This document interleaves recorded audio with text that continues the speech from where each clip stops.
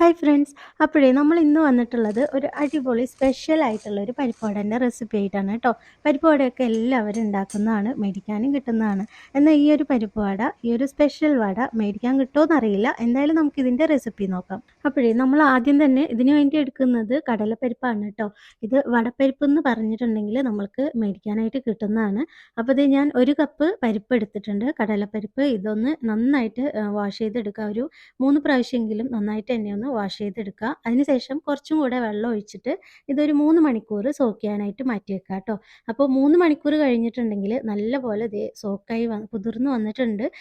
ഇനി നമ്മൾക്ക് ഇതിലെ വെള്ളമെല്ലാം നന്നായിട്ട് തന്നെ വാർന്ന് കിട്ടുന്നതിന് വേണ്ടിയിട്ട് ഞാനിത് ഒരു അരിപ്പയിലേക്ക് മാറ്റിയിട്ടുണ്ട്.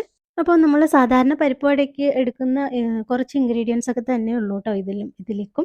അപ്പോൾ കുറച്ച് കറിവേപ്പില എടുത്ത് 1, 2ആയിട്ട് കട്ട് ചെയ്ത് വെച്ചിട്ടുണ്ട്. അതുപോലെ തന്നെ ഒരു ചെറിയൊരു കഷ്ണം ഇഞ്ചി കത്തി കൊണ്ട് ചെറുതായിട്ട് കട്ട് ചെയ്ത് എടുത്തിട്ടുണ്ട്. പിന്നെ ഒരു സവാള നന്നായിട്ട് പൊടിയായിട്ട് കട്ട് ചെയ്ത് വെച്ചിട്ടുണ്ട്.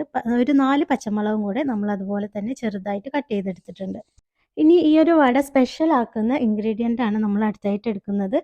കുറച്ച് ചിക്കനാണ് കേട്ടോ. ഇത് നമ്മൾ ഉപ്പും മഞ്ഞൾപ്പൊടിയും ചേർത്ത് വേവിച്ചെടുത്തതാണ്. നമുക്ക് വേണമെങ്കിൽ മുളക് പൊടിയൊക്കെ ചേർത്ത് വേവിച്ചെടുക്കാം കേട്ടോ. ഉപ്പും മഞ്ഞൾപ്പൊടിയും ചേർത്ത് വേവിച്ചെടുത്ത ബോൺലെസ് ആയിട്ടുള്ള കുറച്ച് ചിക്കൻ ഞാൻ എടുത്തിട്ടുണ്ട്. ഇനി നമുക്കിതൊന്ന് പൊടിച്ചെടുക്കണം. നമുക്ക് വേണമെങ്കിൽ നമ്മുടെ ചോപ്പറിലൊക്കെ ഇട്ടിട്ട് ഒന്ന് ചോപ്പ് ചെയ്തെടുക്കാം. അപ്പോൾ ഏതായാലും ഇന്ന് വട ഉണ്ടാക്കാനായിട്ട് പരിപ്പ് എന്തായാലും അരച്ചെടുക്കണം. അപ്പോൾ മിക്സിയിൽ തന്നെ രണ്ടും ചെയ്യാമെന്ന് കരുതി നമ്മളിതാ മിക്സിയുടെ ജാറിലേക്ക് നമ്മൾ എടുത്തു വെച്ചിട്ടുള്ള ചിക്കൻ ഒന്ന് ഇതുപോലെ ഒന്ന് ഇട്ട് കൊടുത്തിട്ട് നമ്മളിതൊന്ന് പൊടിച്ചെടുക്കുകയാണ് കേട്ടോ. ഒന്ന് ക്രഷ് ചെയ്തെടുക്കുകയാണ്. അപ്പോൾ ഇത് നമ്മൾ ചിക്കനൊക്കെ നല്ലപോലെ ഒന്ന് ക്രഷ് ചെയ്തെടുത്തിട്ടുണ്ട്. ഇത് നമ്മളൊരു പാത്രത്തിലേക്ക് മാറ്റുന്നുണ്ട് കേട്ടോ. ഇനി ഇതേ ഒരു മിക്സിയുടെ ജാറിൽ തന്നെ നമ്മൾ നേരത്തെ കുതിർത്ത് വെള്ളമൊക്കെ വാരാൻ വെച്ചിട്ടുള്ള നമ്മുടെ കടലപ്പരിപ്പുണ്ടല്ലോ, അത് നമ്മൾക്ക് പകുതിയോളം നമുക്ക് ആദ്യം തന്നെ ചേർത്തിട്ട് ഒന്ന് അരച്ചെടുക്കാം. അപ്പോൾ നമ്മൾ ഈ ഒരു വടപ്പരിപ്പ് അരയ്ക്കുന്ന സമയത്ത് നല്ല ഫൈനായിട്ട് അരയ്ക്കേണ്ട ആവശ്യമില്ല കേട്ടോ. നമ്മൾ സാധാരണ പരിപ്പ് വടയൊക്കെ ഉണ്ടാക്കുമ്പോൾ അരച്ചെടുക്കുന്ന ആ ഒരു ടെക്സ്ചറിൽ വേണം ഇത് അരച്ചെടുക്കാനായിട്ട്. അപ്പോൾ ഇതേ കണ്ടില്ലേ, ഈ ഒരു ടെക്സ്ചറിൽ വേണം നമ്മൾ വടയ്ക്ക് വേണ്ടിയിട്ടുള്ള പരിപ്പ് അരച്ചെടുക്കാനായിട്ട്. ഇനി നമ്മൾക്ക് ബാക്കിയുള്ളതും കൂടെ ഈ ഒരു മിക്സിയിലേക്ക് ചേർത്ത് അരച്ചെടുക്കണം. അപ്പോൾ അതിൽ നിന്നും ഒരു 2 ടീസ്പൂണോളം പരിപ്പ് മുഴുവനായിട്ടുള്ളത് നമ്മൾ നേരത്തെ അരച്ച് വെച്ചിട്ടുള്ള ആ ഒരു മാവിലേക്ക് ചേർത്ത് കൊടുക്കുന്നുണ്ട്. നമ്മൾ വടയൊക്കെ കഴിക്കുമ്പോൾ മുഴുവനായിട്ട് ഓരോന്നൊക്കെ അവിടെ ഇവിടെയൊക്കെ കാണുമല്ലോ, അത് കഴിക്കാനും നല്ല ടേസ്റ്റാണ് കേട്ടോ. നന്നായിട്ട് ഫ്രൈ ആയി വരുമ്പോൾ അപ്പോൾ ഇതേ നമ്മൾ ചേർത്ത് കൊടുത്ത പരിപ്പ് ഒന്ന് ക്രഷ് ചെയ്തതിന് ശേഷം നമ്മൾ ഇതിലേക്ക് നേരത്തെ മുറിച്ച് വെച്ചിട്ടുള്ള പച്ചമുളക്, അതുപോലെ തന്നെ കറിവേപ്പില, പിന്നെ സവാള മുറിച്ചതിൽ നിന്നും ഒരു 1/4 ഭാഗത്തോളം നമ്മൾ ഇതിലേക്ക് ചേർത്ത് കൊടുത്തിട്ടുണ്ട്. അപ്പോൾ നമ്മൾ ഇത് ചേർക്കുന്ന വീഡിയോ മിസ്സായതുകൊണ്ട് ഞാനിതേ സ്പൂൺ കൊണ്ട് എടുത്ത് കാണിക്കുന്നതാണ് കേട്ടോ. ഇതിനകത്ത് നമ്മൾ കറിവേപ്പിലയും നമ്മൾ എടുത്ത് വെച്ചിട്ടുള്ള മുഴുവനായിട്ടുള്ള കറിവേപ്പിലയും അതുപോലെ മുഴുവനായിട്ട് പച്ചമുളകും ചേർത്തിട്ടുണ്ട്. പിന്നെ ഇത് ഇത്രമാത്രം സവാള മാറ്റി വെച്ചിട്ട് ബാക്കിയുള്ള സവാളയും അതിനകത്തേക്ക് ചേർത്തിട്ടുണ്ട്. ഇഞ്ചി മുഴുവനായിട്ട് തന്നെ നമ്മൾ മാറ്റി വെച്ചിട്ടുണ്ട് കേട്ടോ. ഇഞ്ചി നമ്മൾ ഇതിലേക്ക് ചേർക്കേണ്ട ആവശ്യമില്ല.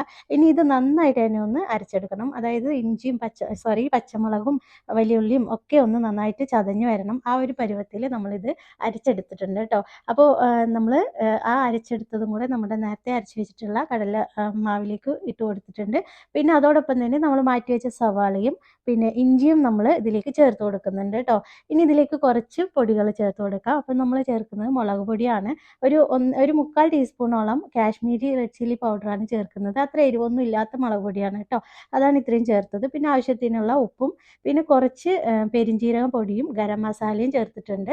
ഇനി ഇതിലേക്ക് നമ്മൾ നേരത്തെ പൊടിച്ച് വെച്ചിട്ടുള്ള ചിക്കൻ ഇതും കൂടെ ചേർത്ത് നല്ലപോലെ കൈ വെച്ച് തിരുമ്മി കുഴച്ചെടുക്കണം. ഇനി ഇത് നന്നായിട്ട് തന്നെ ഒന്ന് തട്ടിപ്പൊത്തി ഇതുപോലെ ഒന്ന് സെറ്റാക്കിയിട്ട് ഒരു 10 മിനിറ്റ് നമ്മളിത് റെസ്റ്റ് ചെയ്യാനായിട്ട് വയ്ക്കണം കേട്ടോ.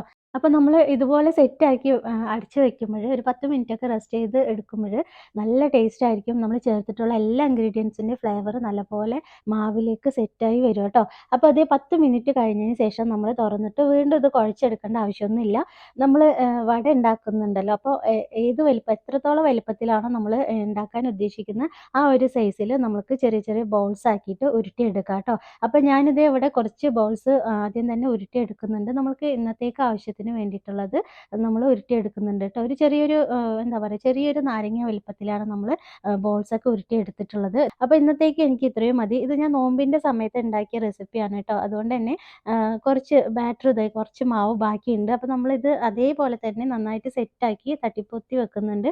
ഇത് അടച്ച് വെച്ച് നമുക്ക് ഫ്രിഡ്ജിൽ വെക്കുകയാണെങ്കിൽ അടുത്ത ദിവസം നമുക്ക് ഇത് സ്നാക്സ് ഉണ്ടാക്കാനായിട്ട് എടുക്കാം കേട്ടോ. അപ്പോൾ നമ്മളിത് ഇത്രയും ബോൾസ് നമ്മൾ ഉണ്ടാക്കി എടുത്തിട്ടുണ്ട്. ഇനി നമ്മൾക്ക് ഇത് ഓരോന്ന് കൈ ഒന്ന് നനച്ചതിന് ശേഷം ഇത് ഓരോ ബോളും എടുത്തിട്ട് നമുക്ക് കൈവെള്ളയിൽ വെച്ചിട്ട് ഇതുപോലെ ഒന്ന് പ്രസ് ചെയ്ത് കൊടുക്കുകയാണെങ്കിൽ നല്ലൊരു ഷേപ്പായിട്ട് കിട്ടും. നമുക്ക് വട നമ്മൾ പുറത്തുനിന്നൊക്കെ മേടിക്കൂലേ വട, ആ ഒരു ഷേപ്പിൽ നല്ല ഭംഗിയായിട്ട് തന്നെ നമുക്ക് കിട്ടും കേട്ടോ. ഇനി നമ്മൾക്ക് ഇതൊക്കെ ഒന്ന് ഫ്രൈ ചെയ്തെടുക്കണം. അപ്പോൾ അതിന് വേണ്ടിയിട്ട് നല്ലപോലെ ചൂടായ ഓയിലിലേക്ക് ഇതുപോലെ ഓരോന്നായിട്ട് നമുക്ക് ചേർത്ത് കൊടുക്കാം കേട്ടോ.